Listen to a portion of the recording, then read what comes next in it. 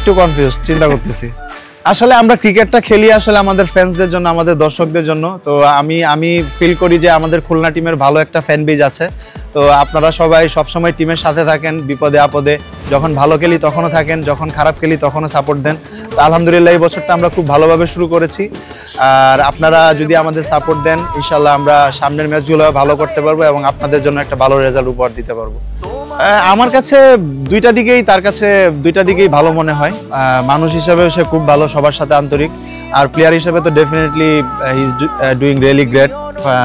বাংলাদেশ টিমেও সে ভালো করতেছে, ইভেন বাইরে যে টুর্নামেন্টগুলো হচ্ছে ওইগুলোতেও ভালো করতেছে। আমার কাছে রেটিং যদি বলতে চান, আমার কাছে দুইটার রেটিং সমান সমানই থাকে। স্টাইলিশ আফিফ।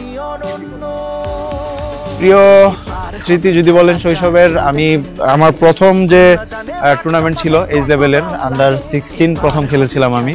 তো প্রথম ম্যাচেই আসলে আমি 7 উইকেট পেয়েছিলাম। তো ওইটা আমার মানে লাইফের ওয়ান অফ দ্য বেস্ট একটা মেমোরেবল স্মৃতি।